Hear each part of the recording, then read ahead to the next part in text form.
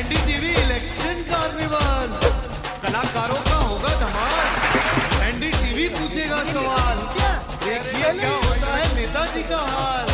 आपके शहर में आ गया है एनडीटीवी इलेक्शन कार्निवल।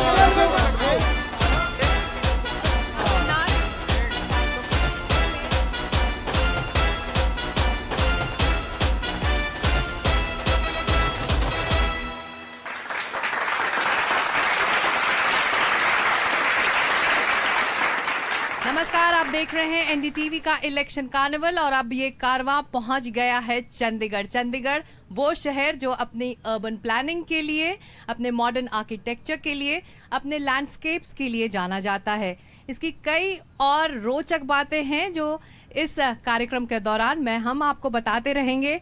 और कल अमृतसर की तरह हमारे सहयोगी अरुण सिंह भी इस वक्त हैं। अरुण, हेलो, बहुत बहुत स्वागत है आप सबका। नमस्कार मेरी ओर से। और इससे पहले हम इस पूरे शो की शुरुआत करें, आपसे एक जोरदार तालियां ले सकते हैं ताकि थोड़ी एनर्जी हमारे बीच में आए और साथ ही साथ शो की शुरुआत एक अच्छे खुशनुमा नोट पर करें। सरप्राइज भी है हमारे लिए। हम चंडीगढ़ में हैं तो ढोल ना हो और भंगड़ा ना हो तो कैसे हो सकता है? अरुण, आप करने वाले हैं क्या? वो वेल यू नेवर नो, शायद मेरे से कंट्रोल ना रह पाए, बट वो इसीलिए ये एक थोड़ा ट्रेलर हम चाहते थे हमारे परफॉर्मेंस के लिए। लवीश और करम हमारे लिए तैयार है जो हमारे लिए टोन सेट करेंगे, क्योंकि हम पंजाब में हैं और भंगड़ा ना हो, ढोल ना हो तो ये बात बनेगी नहीं सकती। बिल्कुल शुरू करें, बिल्कुल बिना वक्त गवाए शुरू करें।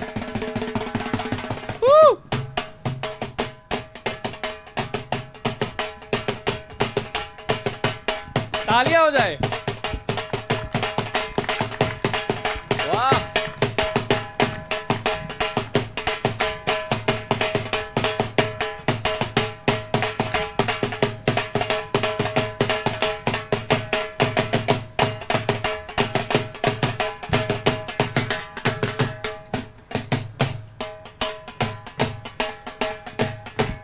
तालियों के साथ सहयोग देते हैं इन्हें।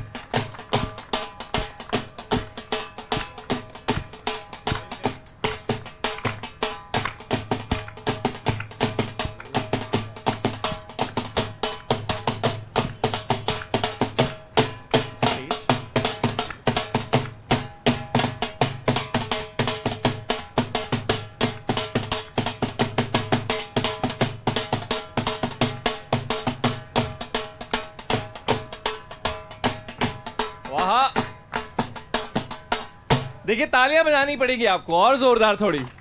लवीश और करम दोनों चंडीगढ़ से हैं। आप बताइए कि इतना ही डांस वाला, खुशी वाला माहौल इलेक्शंस का भी है यहाँ पर चंडीगढ़ में? बिल्कुल बिल्कुल। आप बताइए, कोई एक स्टेप अगर आप सिखा दें जो हम पॉलिटिशियंस के सामने कर पाए। फॉर एग्जाम्पल, अगर उन्होंने जो वादे किए वो नहीं निभाए तो कौन सा स्टेप उनके आगे करना चाहिए? तो ये डिस्टेंस बना रहे ताकि कोई एक स्टेप सिखा दो। लुड्डी। लुड्डी, ओके, दिखाइए हमें लुड्डी कैसे होती है।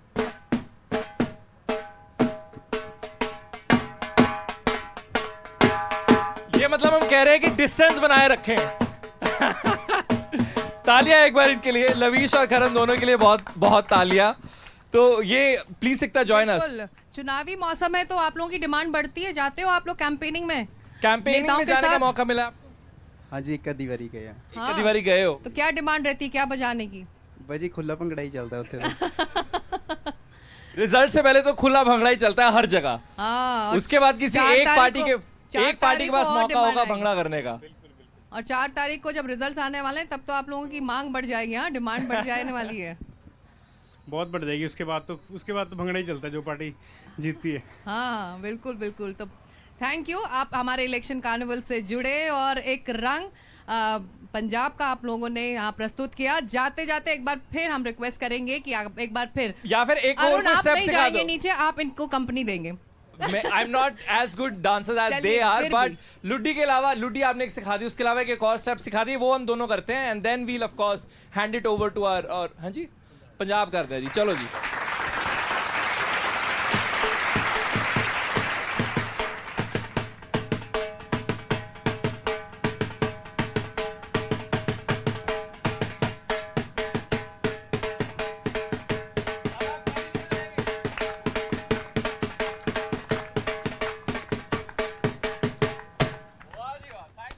बहुत बढ़िया, थैंक यू, आप दोनों का बहुत शुक्रिया। तो आपने देखा पंजाब का रंग, लेकिन इस रंग तक पहुंचने के लिए इलेक्शन कार्निवल ने एक लंबा सफ़र तय किया है, और इस सफ़र के साथ ही रहे जो मेन ड्राइविंग फोर्स रहे, वो कार्निवल ट्रक के ड्राइवर थे सोनू भैया, जो इस वक्त यहाँ हमारे साथ हैं चंडीगढ़ में भी। और सोनू भैया, बहुत लंबा सफ़र, शुरुआत हमने दिल्ली से निकलकर हरिद्वार तक से की थी, और अब हम चंडीगढ़ में हैं। हाँ जी, चंडीगढ़ में। कैसा रहा आपका सफ़र, ये तो बताइए, दर्शक और हमारा ऑडियंस यहाँ जानना चाहता है। बहुत बढ़िया सफ़र रहा हमारा जो है। वैसे तो हम पहले निकलते थे काम करने के लिए, लेकिन अब का एनडीटीवी न्यूज़ के माध्यम से काम करने के लिए निकले हैं, और अब हमारा कार्निवल जो है वापस दिल्ली के तरफ आ रहे वाला है। तो अब बहुत अच्छा लगा हमको जो है इसके साथ काम करने में।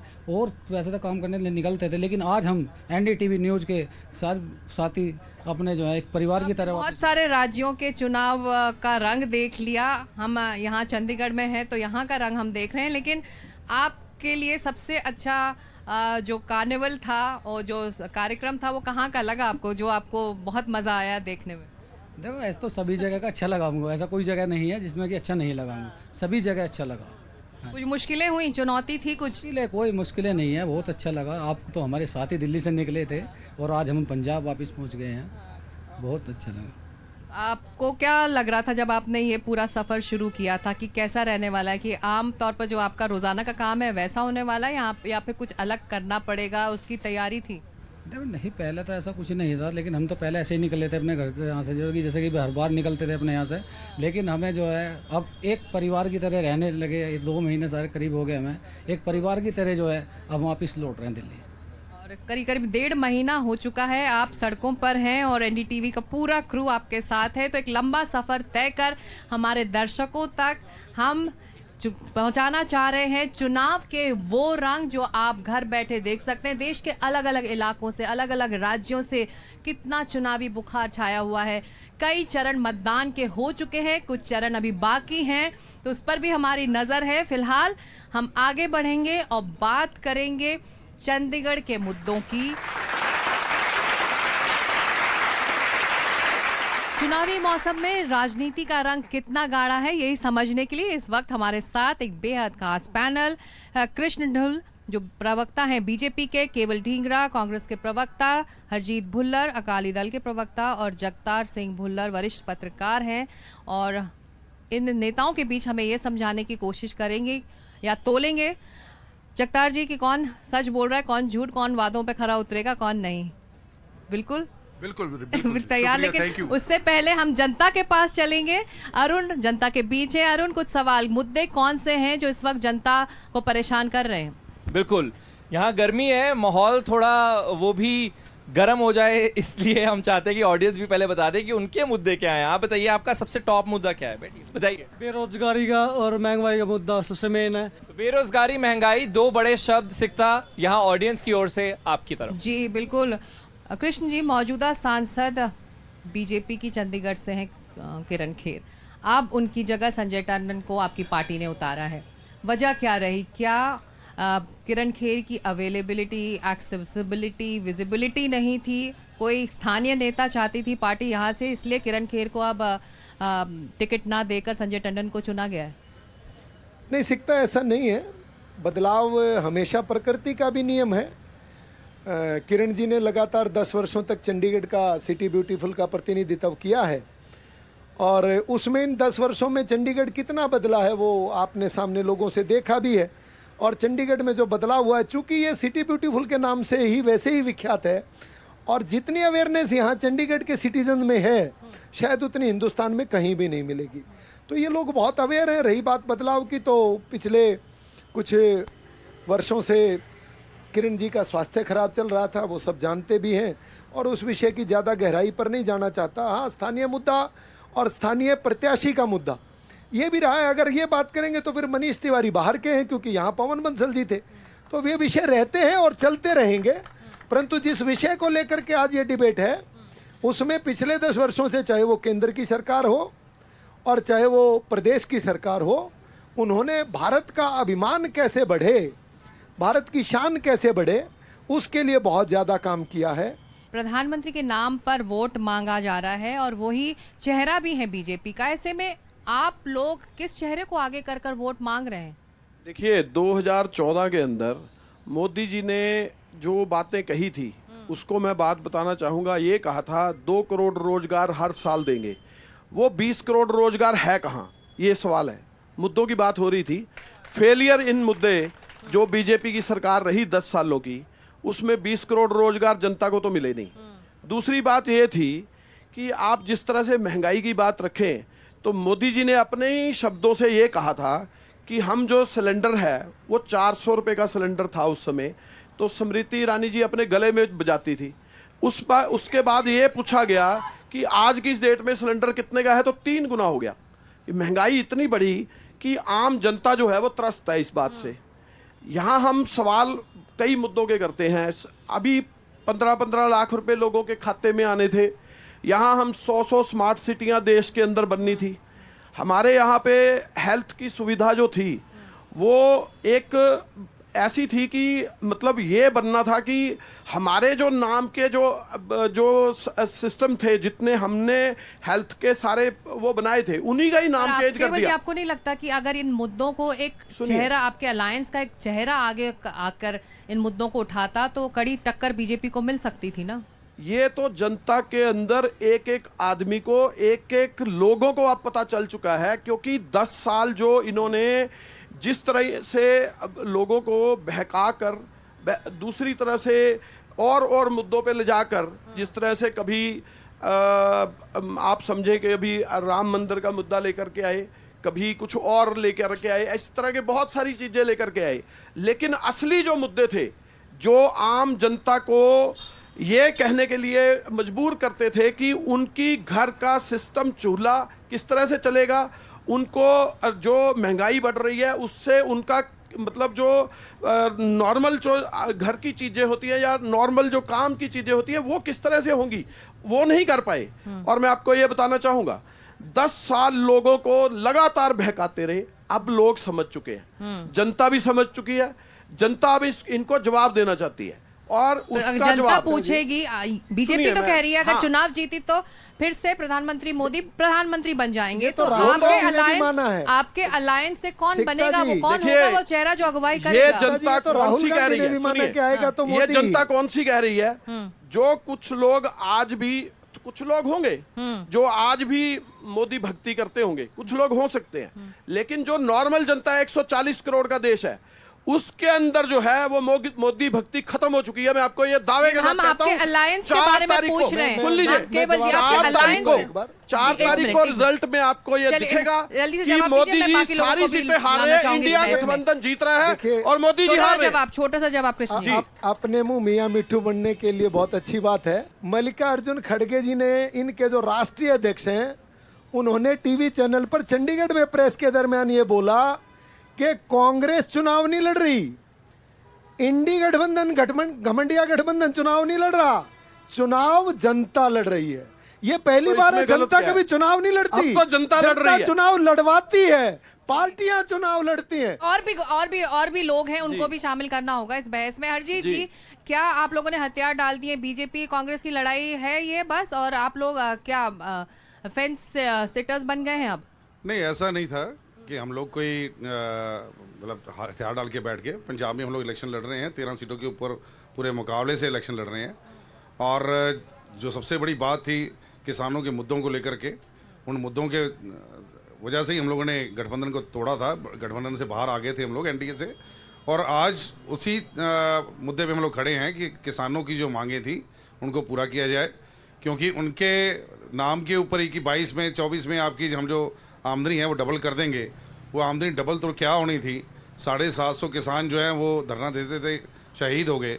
जिस तरीके से वहाँ पे कील लगाए गए, जिस तरीके से दीवारें खड़ी कर दी गई, पंजाब और हरियाणा को एक हिंदुस्तान पाकिस्तान की तरह बना दिया गया। मतलब वो बड़ी शर्मनाक बात थी। जहाँ पे बात करनी चाहिए, मुझे समझ नहीं लगी कि जब हम ये कह रहे हैं कि आज तो सारे बॉस मारने को तैयार है, पूरी दुनिया बॉस मारने को तैयार है, तो अपने लोगों से बात करने में क्या हर्जा था? 2019 से 2024 में क्या बदला है? किस तरह से ये चुनाव पिछले चुनाव से अलग होने वाला है, या फिर एक जैसा लग रहा है आपको? पहली बात, अगर मैं चंडीगढ़ की बात करूं तो चंडीगढ़ जो पिछले 10 साल में चंडीगढ़ को एक रुतबा, एक स्टेटस मिलना चाहिए था, जो डेवलपमेंट होनी चाहिए थी, वो नहीं हुई। पानी की सबसे बड़ी समस्या चंडीगढ़ की, आपका कभी पानी शाम को लो प्रेशर है, कभी सुबह। आप स्लम एरिया में चले जाओ, इतनी ज़्यादा वहाँ पे ना सफाई है, लोगों का रहना देख लो आप।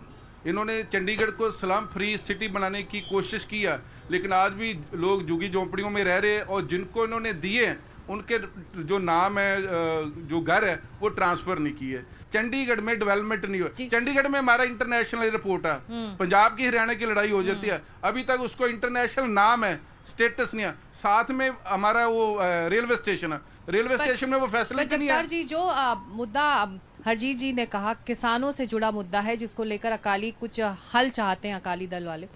ऐसे में ये मुद्दा या फिर जो हाल में मेयर इलेक्शन से जुड़ा जो विवाद सामने आया, क्या ये वो मुद्दे हैं जो बीजेपी को यहाँ परेशान कर सकते हैं? बहुत बढ़िया। मुझे लगता है चंडीगढ़ मेयर की इलेक्शन जिस हिसाब से बीजेपी ने लूटनी चाहिए, हमारी सुप्रीम कोर्ट शर्मशार हुआ, हमारा हिंदुस्तान शर्मशार हुआ। ये हमारे देश की लोकतंत्र पे कलंक था। वो कलंक यहाँ चंडीगढ़ से लेके पार्लियामेंट में जो लोग बैठे हैं, जो देश चला रहे हैं, जिसको ये कह रहे हैं कि हम पूरे वर्ल्ड का बॉस बन गया, ये उन लोगों के लिए ये तमाचा था। जो हमारे सुप्रीम कोर्ट के चीफ जस्टिस DY चंद्रचूड़ ने बोला कि क्या हो रहा है चंडीगढ़ में, तो ये बड़ा मुद्दा। और दूसरा मुद्दा आप कह रहे हैं कि जो श्रोमणी अकाली दल का मुद्दा, किसानों वाला मुद्दा, वो सिर्फ पंजाब का मुद्दा नहीं है सिकता जी, वो देश का मुद्दा। जब तक हम देश के मुद्दा को मुद्दा नहीं समझेंगे ना, बदकिस्मती से, चाहे हमारा मीडिया है, चाहे हमारे सेंटर में कोई स्टेट रूल कर रहा है, चाहे पंजाब हरियाणा में खट्टर साहब की सरकार थी, वो मुद्दा पंजाब का हरियाणा का नहीं मुद्दा, पंजाब और हरियाणा का मुद्दा नहीं, वो देश का मुद्दा, वो अन्नदाता का मुद्दा। बदकिस्मती से कभी किसानों की सुनवाई नहीं हुई। और देश में पिछले 10 सालों में जो हमारे उद्योगपति हैं, जिनको हम सिख इंडस्ट्री डिक्लेयर करके 18 लाख करोड़ रुपया दे सकते हैं, तो अगर MSP की बात आ जाती है तो कहते हैं हमारी देश की अर्थव्यवस्था खत्म हो जाएगी। किसानों के लिए हल नहीं निकला तो वहां से वोट भी तो नहीं आएगा बीजेपी के लिए? नहीं, ऐसा नहीं है। किसानों के लिए काम करने वाली आज़ादी के बाद अगर कोई पहली बार सरकार आई तो वो नरेंद्र भाई मोदी की सरकार थी। हमने सबसे ज़्यादा 14 फसलों पर MSP दी है, पंजाब में मात्र 2 फसलों पर MSP मिलती है। हरियाणा सबसे ज़्यादा मुआवजा देने वाला प्रांत है। और इनके साथ लगते जब कांग्रेस की सरकार रही, राजस्थान में, छत्तीसगढ़ में, मध्य प्रदेश में, कभी अगर किसानों की जो दुर्हाल हुई, जो किसानों की आत्महत्या हुई, वो आप आंकड़े उठा करके देखें। आप हाथ उठा एक और बात बताऊंगा, एक चीज और जोड़ूंगा, सिर्फ एक चीज, मेरी एक चीज रहेगी। किसानों को, एक सेकंड, मैं एक बात पूरी कर दूं, एक सेकंड मैं पूरी कर दूं। 23 लाख किसानों को पंजाब में किसान सम्मान निधि जो 6,000 रुपए थी वो मिलती थी, और आज की तिथि में 15 लाख किसानों को सिर्फ इसलिए वो नहीं मिल रही क्योंकि उनका KYC का जो सिस्टम है वो पंजाब की सरकार पूरा करके नहीं दे रही। हरजीत जी, तो जल्दी सरकार की तो अगली बात करते हैं। अपने बात रखें, फिर हम केवल जी से जवाब चाहेंगे। देखिए, ऐसा है, अगर किसानों को, गरीब को, मजदूर को, नौजवानों को अगर रोजगार दिया होता, अगर किसानों की आमदन जो थी वो दुगनी की होती, तो आज मोदी जी को मंगलसूत्र की बात नहीं करनी पड़ती। वो आज बात करते कि किसानों की आय हमने दुगनी की है। आज किसानों को 750 किसानों को मरना नहीं पड़ता वहां पे जाके बॉर्डर पे बैठ के। हरियाणा का किसान ही नहीं, पूरे हिंदुस्तान का किसान इकट्ठा है, और सारे किसानों के साथ में श्रोमणी अकाली दल साथ में खड़ा है कि हम लोग इनकी लड़ाई लड़ेंगे। सुनिए, राज्य सरकार पर सवाल उठ रहे हैं। राज्य सरकार की पार्टी जो है वो आपकी सहयोगी है, ऐसे में क्या पंजाब की राज्य सरकार ने किसानों के मुद्दों को लेकर सक्रियता नहीं दिखाई है? सबसे पहले सेंटर के मुद्दे पे 2014 में जाते हैं। मोदी जी ने ये कहा था स्वामीनाथन की रिपोर्ट का C2 फॉर्मूला लागू करेंगे, आज तक क्यों नहीं हुआ? उसके बाद जब अपने मैनिफेस्टो में लिखा था, उसके बाद यही बात 2019 के इलेक्शन में कही कि 2022 के अंदर लागू कर देंगे, फिर झूठ बोला और 2022 भी चला गया। स्वामीनाथन की C2 फार्मूला लागू करते तो किसानों का मुद्दा हल हो जाता, लेकिन करना नहीं चाहते थे। आज वो भाई किसान में हमारे बीच में बैठा है, उसको पूछो कि उसको लागत मूल्य का डबल करने की बात कही थी या नहीं कही थी? अगर कही थी तो पूरी क्यों नहीं की? नंबर 1। दूसरी बात ये है, ये लोग करना ही नहीं चाहते थे, इसीलिए 3 काले कानून लेकर के आए थे। एक कानून ये था कि अगर हमारे किसान भाइयों की जमीन कोई ठेके पे लेता है, उसके ऊपर लोन ले सकते हैं। जो आदमी एक किसी की जमीन के ऊपर लोन ले सकता है, वो कानून बनाएगी भाजपा सरकार, और उसके बाद वो कोर्ट में भी नहीं जा सकता। ये कानून है, साथ में वो कोर्ट में भी नहीं जा सकता। ऐसा कानून जो है मोदी जी ने लाया। 750 किसान शहादत कर गए दिल्ली के बॉर्डरों के ऊपर। वो क्यों करे शहादत? इसलिए कि 1 साल तक उनकी जमीनें खुस रही थी। वो अपनी जमीनें जो है व्यापारियों को नहीं देना चाहते थे। उसके बाद ये तो सब जो फैक्ट्स है जनता के सामने है। नहीं, इसके बाद ये सब जानते हैं जो हुआ इतिहास में जाए। उसके बावजूद केंद्र से जानता है, लेकिन आम उसके जनता नहीं बावजूद जानती। छत्तीसगढ़ से इनकी सरकार गई, सुनिए मेरी उसके बात। बावजूद राजस्थान से इनकी सरकार गई, और उसके बावजूद मध्य प्रदेश से सरकार गई।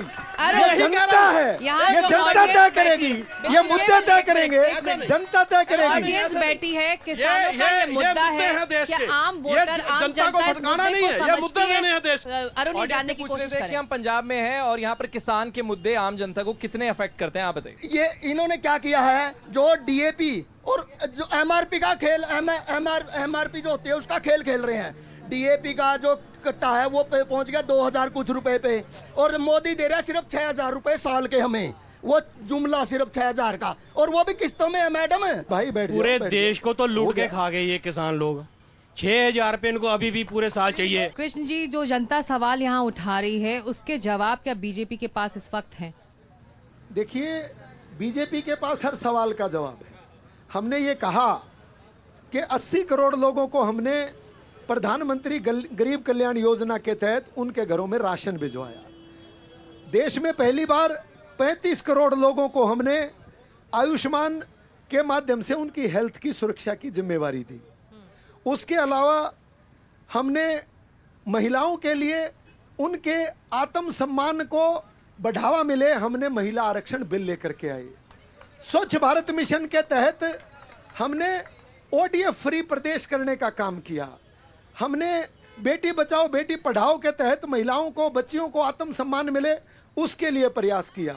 और समय जो आया, जब कठोर फैसले लेने का समय आया, तो जिस प्रकार को लेकर के, जिस विषय को लेकर के कठोर फैसले लेने का फैसला आया, तो हमने धारा 370 भी हटाई, हमने राम मंदिर का फैसला भी लिया। केंद्र सरकार के कामकाज का पूरा ब्यौरा यहाँ दिया है, लेकिन हमारे ऑडियंस में कुछ महिलाएं भी हैं, वो भी कुछ सवाल करना चाहती हैं। अरुण, अगर आप उनसे पूछ सकते। जी, मैं काफी समय से चाह रहा था कि एक विमेन रिप्रेजेंटेटिव भी हो, कोई महिला का पक्ष भी रखे। आप क्या कहना चाहेंगे? सर, मैं गवर्नमेंट एम्प्लॉय हूँ। सबसे पहले मेरा मुद्दा ओपीएस। हमने पुरानी पेंशन स्कीम के लिए फरवरी 2022 में गवर्नमेंट एम्प्लॉय में धरना प्रदर्शन किया था शांतिपूर्ण ढंग से, लेकिन आपकी सरकार ने लाठी चार्ज किया महिलाओं पे। कहाँ महिला बचाओ है? और दूसरा मेरा मुद्दा अग्निवीर योजना से है। क्या हर बच्चा साइंटिस्ट नहीं बन सकता? हर बच्चा डॉक्टर नहीं बन सकता? गांव के एवरेज बच्चे होते हैं जो कि सोचते हैं हम फौज में जाएं, फौज में उनके लिए एक ऑप्शन होता है, वो भी आप लोगों ने खत्म कर दिया। अग्निवीर योजना में एक शहीद होता है, उसको शहादत का कोई बेनिफिट नहीं मिलता। आपने पीछे पंजाब में भी देखा सवाल क्या मैम? बस पढ़े, मैं यही कह रहा हूँ, पढ़े लिखे होकर भी हम भ्रांतियों में जीते हैं। बड़ा दुर्भाग्य है। अग्निवीर की इस योजना को रखने दीजिए। एक मिनट आप सवाल सुन लेते। सवाल क्या है मैम आपका? सबसे पहले ओपीएस बंद क्यों किया? सिर्फ गवर्नमेंट एम्प्लॉयज का। इसका जवाब मिल जाएगा इनको। सांसद जितनी बार एमएलए बनेंगे, जितनी बार मंत्री बनते हैं, वो ओपीएस लेते हैं। ऐसा क्यों? क्या हमने कोई गुनाह कर दिया? चल जवाब। देखिए, जिस अग्निवीर को लेकर के मेरी बहन ने सवाल किया, इस अग्निवीर को लेकर के हमारे देश के बहुत जो पूर्व सैनिक जर्नल रहे हैं, उन्होंने भी हर चीज को क्लियर किया है। लेकिन बड़ा दुर्भाग्य है कि हम भ्रांति में आज भी जीते हैं। जितनी हमारी पोस्टें या भर्तियां सेना में पहले की जाती थी, उससे आज 4 गुना अग्निवीर के माध्यम से की जाती हैं। जो रेगुलर भर्तियां थी उसमें एक भी कटौती नहीं की गई है, वो लगातार बढ़ रहे हैं। उसके अलावा जो हमारे 3 साल अग्निवीर हैं, जो हमारे 3 साल के अग्निवीर हैं, उनको अगर स्वावलंबी योजना करने का काम किया तो वो इस हमारी सरकार ने किया। अगर उनको हमने शहादत, ये बार बार कहा, ये हमारे सेना के जर्नल ने कहा, पूर्व जर्नल ने कहा कि जब भी कभी कोई अग्निवीर अगर शहीद होगा सेना में तो उसको शहादत का दर्जा दिया जाएगा। और बार बार देखिए, भ्रांति फैलाने की बातें हैं। विपक्ष का काम है वो फैला रहा है। दूसरी एक और चीज मैं कहता हूं, इस देश में हम लोग जबरदस्ती तो राज नहीं कर रहे हैं। इसी देश की जनता ने हमें पहली बार 282 का बहुमत दिया, इस बार 303 का किया और अब की बार 400 पार।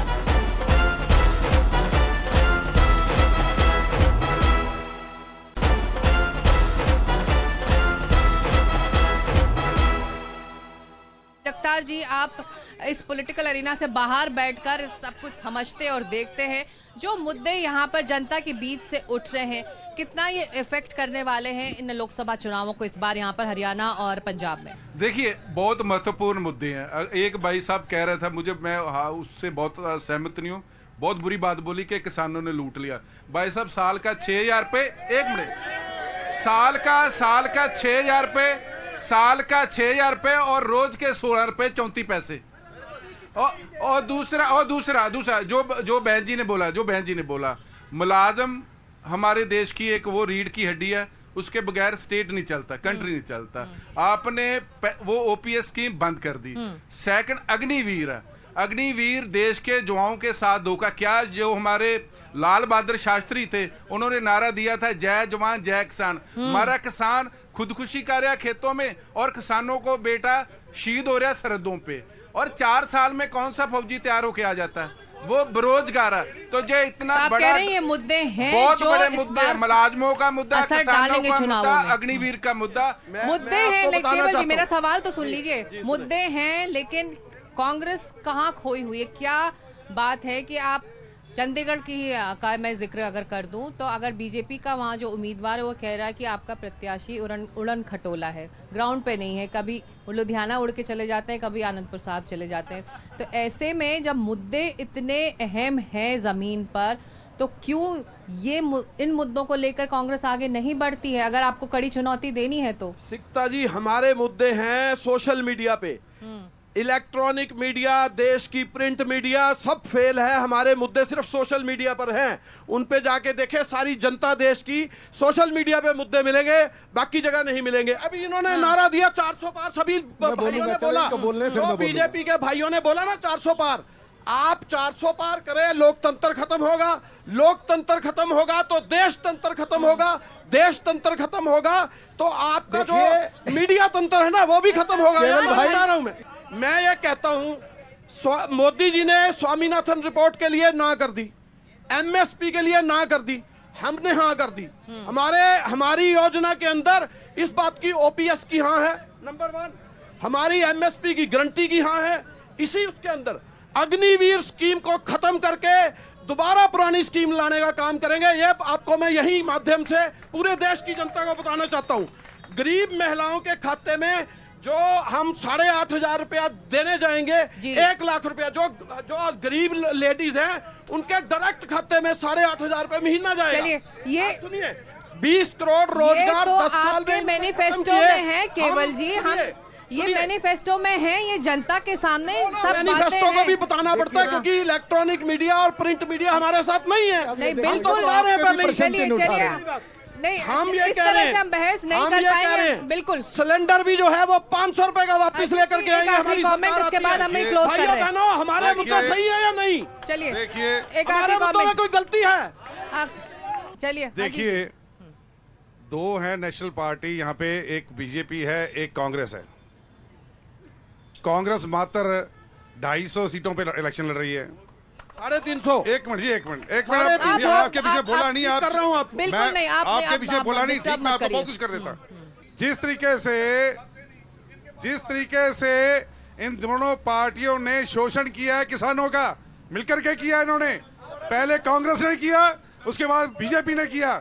चलिए, किसानों अब फैसला देश की जनता को, 75,000 करोड़ के हम आखिर में पहुंच गए। बिल्कुल नहीं, बिल्कुल सबका कमेंट हो चुका है। देश की जनता को अब ये फैसला लेना है कि उनका जो कैंडिडेट है वो कौन सा है और किसे वो संसद भवन तक पहुंचाना चाहते हैं।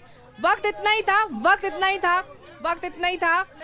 देश की जनता को ये फैसला लेना है कि वो किस उम्मीदवार को संसद भवन तक पहुंचाना चाहेंगे, सांसद बनाना चाहेंगे और कुछ ही दिनों में ये मतदान भी हो जाएगा। 4 जून वो तारीख है जब ये तय हो जाएगा कि कौन सांसद बनकर पहुंच रहा है यहां से। आप देख रहे थे एनडीटीवी का इलेक्शन कार्निवल। हमारा कारवां जारी रहेगा। नमस्कार।